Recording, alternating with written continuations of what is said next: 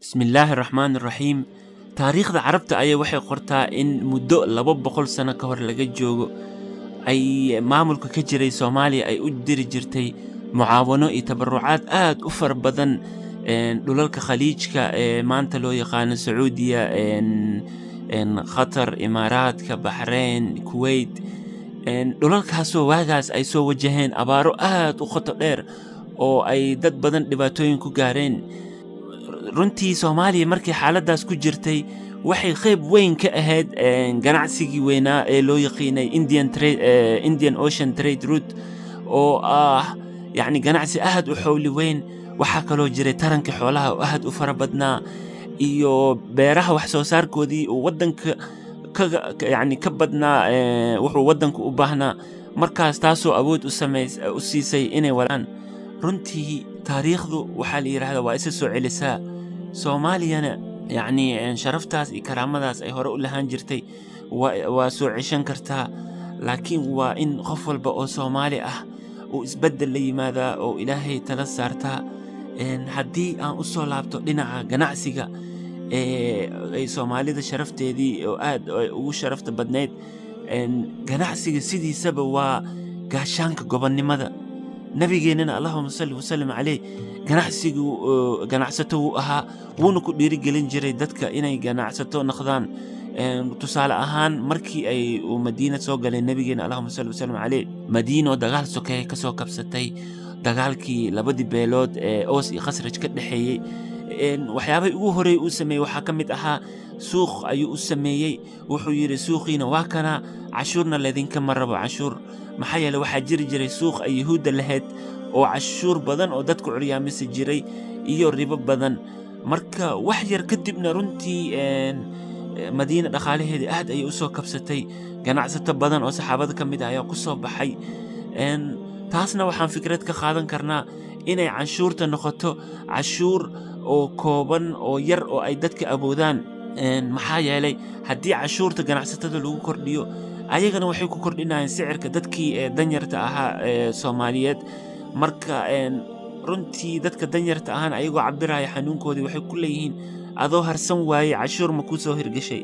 dhinaca cashuurta waxaa aad uga hadlay caalimka weynaa islaamiga ahaa Ibnu Khalduun ee ka soo shaqeeyey ula soo shaqeeyey xukuumado badan oo islaami ah oo Andalus oo waagaas jiray iyo carabtaba.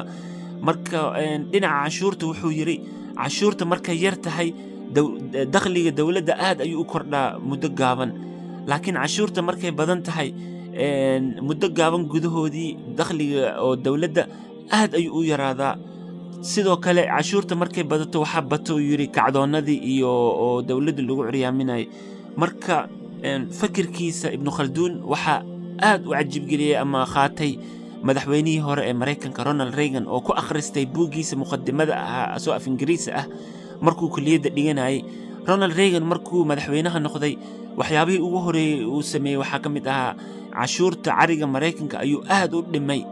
muddo gaaban gudahoodna dhaqaalaha Maraykanka aad ayuu u kacay. dawladdana waxaa soo galay dakhli badan oo u suurageliyey inay kaga kormaraan dagaalkii qabowga, inay ku gacan sareeyaan oo ayaga iyo Ruushka ka dhexeeyey. maxaa yeelay dawladdu waxay heshay lacag badan ay ku maalgeliyaan dhinaca hubka iyo wax walba ay ayaga u baahan yihiin. marka waxaa naga waana ah madaxdeena sharafta leh ee ku soo bartay reer galbeedka markay go'aan gaarayaan inay fiiriyaan dhinac walbo, dhinaca diinta, dhinaca xeerka Soomaaliyeed ee xikmadda leh, marka si ay u gaaraan go'aan waxtar u leh dadkii hadduu Ilaahay yidhaahdo. Soomaaliya runtii dhaqaalaha adduunka maanta wuxuu isugu soo biishimanayaa qaaradda Afrika. yacni dagaalka hadda jirana ma aha gacanka hadal, dagaalka hadda jira waa ganacsi ka hadal, waa dagaal dhaqaale ah. marka waxaan awoodnaa ka Soomaali ahaan inaan ku gacan sarrayno hadduu Ilaahay yidhaahdo, laakiin waa Soomaali weyn oo isgacan qabatay marka hore. sidoo kale ganacsatada Soomaaliyeed yacni waa inay isgarab galaan ayaga ganacsato ahaan. sidoo kalena waa inay yacni u turaan ama u naxariistaan macaamiisha Soomaaliyeed dhinaca sicirka iyo tayada badeecadaha yacni ay keenayaan. sidoo kale sida hadda Ramadaankii ayaa soo dhow, inay sicir barar ku sameeyaan badeecadahooda ay ugu naxariistaan. nabigeennana wuxuu yidhi allahuma salli wasallim caleyh, macnaa nin ganacsato ah ama qof ganacsato ah oo daacad ah khiyaamada waxaa lala soo bixinayaa ambiyada iyo shuhadada iyo saadiqiinta macnaa waa ninka ganacsatada oo aaminka ah. sidoo kalena dhalinyarada Soomaaliyeed waxaan ku guubaaminaynaa ama ku dhiirigelinaynaa inay qayb ka noqdaan ganacsiga oo dalka ka jiro. waxaan leenahay dhalinyaro ganacsiga looma dhasho dhaba loo maro ayaa jiro. ganacsiga waa gunxirasho iyo gegsi badnaan. ganacsiga waa gacanta sare. nabigeennana wuxuu yiri yadul ulya khayr min yadus sufla. يعني ما أها دليل أهان إنا لحظة أبيه سانو أهاجري أبوه ساني أهاجري وإنا تهذا أنيق نوائي كنا يعني سيدا عربت أي تراهدو ليس الفتى من يقول كان أبي ولكن الفتى من يقول ها أنا ودا. مرك وحالي رهذا ميل كم مغنو أما كم موخو وحنقر جوينها إن شاء الله تعالى إن سومالي كسومالي أهان أن كم موخن دونو لخالها أدونك إن شاء الله تعالى gaar ahaan qarnigan oo qarnigii qaaradda Afrika ay mugdiga kaga bixisay. waxaan Ilaahay ka baryeynaa in shumaci laga shidi lahaa qaaradda Afrika ee mugdiga loogu bixin lahaa in laga shido dalka Soomaaliya hadduu Ilaahay yiraahdo. maxaa yeelay dalka Soomaaliya waxay martay duruufaha ay marto diamondka ayaa markiisa hore wuxuu yahay dhuxul madow sida dab loogu wado oo loo jarjarayo ayuu mar un soo ifaa. Soomaaliyana markaa fiiriso cadowga dibadda cadowga gudaha sida dab loogu waday loo jarjaray hadda waxaa la soo gaari doonaa markay soo ifaysa hadduu Ilaahay yiraahdo. iftiinkaasna qaaradda Afrika ayaa iftiimin doontaa. laakiin waa mar ay Soomaali qalbiga isku furto oo qof walba Soomaali isbedel la yimaado.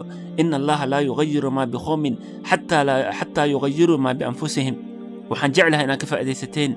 waa barnaamijkii horumar ummadaada oo idin soo gudbiyay walaalkiin Baazi Xaaji Busuri. waxaa kaloo isku soo dibiriday walaalkiin Axmed Amiin Xasan. daawadayaal barnaamijkan waa barnaamij taxane ah. la socda YouTube-ka, followna ku sameeya Facebook-ga. daawasho wacan, dhageysasho wacan. khayr ayaa idin dhaafay. waxaan ku kulmi doonaa barnaamij kaloo soo socda hadduu Ilaahay yiraahdo. jazaakumullahu khayran.